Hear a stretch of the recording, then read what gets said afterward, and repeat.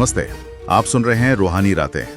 रूहानी रातें एक हॉरर पॉडकास्ट है जहां आपको मिलेंगी असली भूतिया कहानियां, आत्माओं के तजुर्बे और हॉन्टेड जगहों के राज।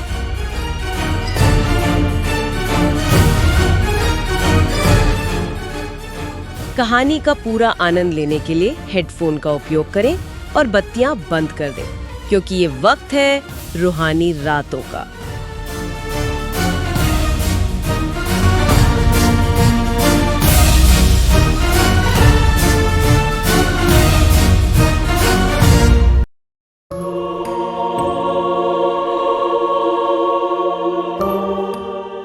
ये चर्चा कालिम्पोंग के मॉर्गन हाउस की असली भूतिया कहानी पर है। अच्छा, मॉर्गन हाउस। हाँ, सुना तो है इसके बारे में। हाँ। तो अनन्या नाम की एक महिला थी जिन्हें ना पुरानी औपनिवेशिक टाइप की इमारतों और उनकी कहानियों में मतलब हमेशा से बड़ी दिलचस्पी रही थी। तो जब उन्होंने अपनी माँ मीरा और बेटे अर्जुन, वो किशोर था, उनके साथ कालिम्पोंग में एक वीकेंड बिताने का फैसला किया, तो ये मॉर्गन हाउस में रुकना उन्हें बड़ा रोमांचक लगा। हाँ, मशहूर जो है इतना। बिल्कुल।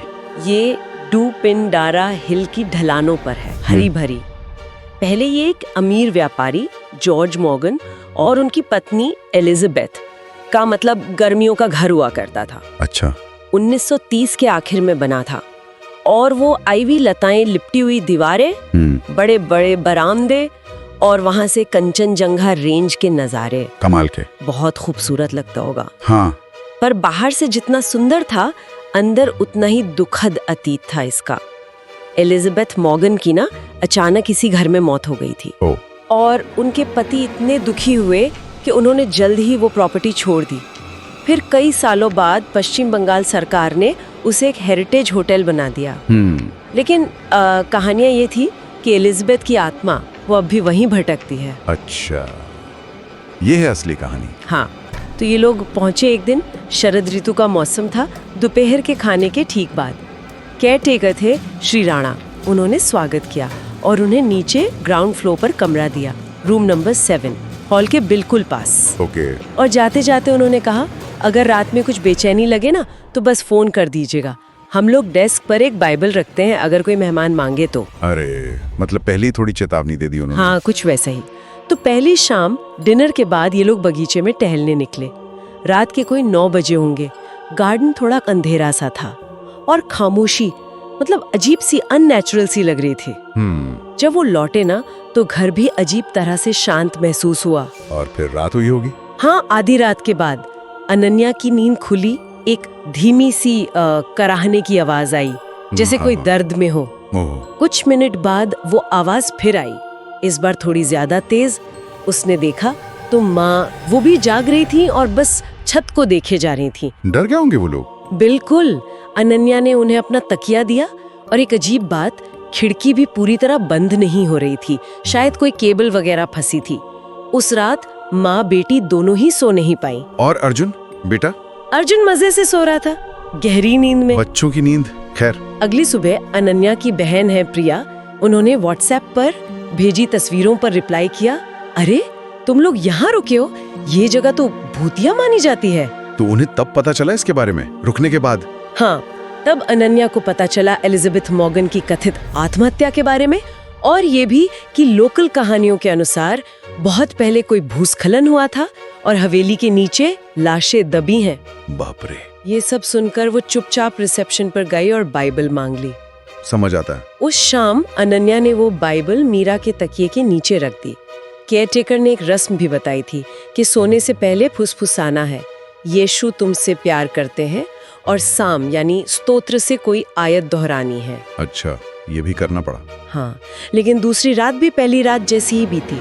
जागते हुए हर छोटी आवाज, कोई चरमराने की, दरवाजे की आहट, हवा का झोंका, सब बहुत तेज महसूस हो रहा था। फिर से वही हुआ? हाँ, मीरा तो धीरे धीरे प्रार्थनाएं बुदबुदा रही थी। अर्जुन बेचारा डर के मारे कंबल में सिकुड़ा हुआ था। बहुत डरावना अनुभव रहा होगा ये तो।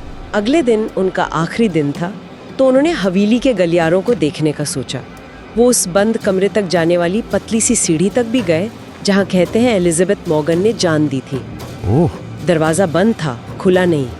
बाद में जब अनन्या बगीचे में अकेली टहल रही थी, उसे लगा जैसे कोई उसे देख रहा है, अदृश्य आंखें। उफ, ये एहसास सबसे भयानक होता है। और फिर आई आखिरी रात, ठीक 2:17 पर बाहर से जोर की गड़गड़ाहट जैसी आवाज आई, जैसे कुछ भारी चीज गिरी हो। क्या? और उसके तुरंत बाद दीवारों से जैसे कोई धातु की चीज टकराई हो वैसी तेज खनक गूंजी। मीरा डर के मारे हाँप गई। अर्जुन एकदम से उठकर बैठ गया। अरे बाप रे। वो तीनों खिड़की की तरफ भागे, पर बाहर कुछ नहीं दिखा, बिल्कुल अंधेरा। बाकी के घंटे उन्होंने एक साथ सिमट कर बिताए। सुबह होने तक धीमी आवाज में भजन पढ़ते रहे। क्या भयानक रात थी, रोंगटे खड़े हो गए सुन के। अगले दिन सुबह जब वो गाड़ी से निकले, मॉर्गन हाउस पीछे धुंध में दिख रहा था। अर्जुन ने पीछे मुड़कर देखा और धीरे से बोला, मुझे नहीं लगता माँ कि मैं अब फोटोग्राफर बनना चाहता हूँ। बच्चे पे असर हुआ मतलब? हाँ। मीरा ने उसका हाथ पकड़ लिया। उनकी आंखों में आंसू थे। जाहिर है, इतना कुछ झेलने के बाद। फिर महीने बीत गए।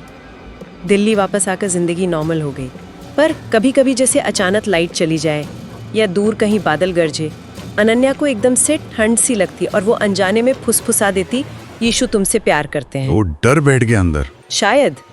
और एक शाम उसने अपने बिस्तर के पास रखी वो बाइबल उठाई तो देखा कि वो साम 23 पर खुली हुई थी, जबकि उसे पक्का यकीन था कि उसने वो पन्ना कभी खोला ही नहीं था। क्या? अपने आप खुल गई? हाँ। और पन्नों के बीच में एक छोटा सा पंख पड़ा था, बिल्कुल पीला सा, जैसे कोई धुंध हो। गौरैया के पंख से बड़ा नहीं था, पर मातम जैसा नरम। एक पंख? हाँ। अनन्या ने धीरे से किताब बंद कर दी। दिल जोरों से धड़क रहा था। उसने बत्ती बुझा दी। बाहर रात शांत थी, पर उसे यकीन था कि वो अकेली नहीं है। अविश्वसनीय कहानी है ये तो। और वो पंख एक सवाल छोड़ गया पीछे।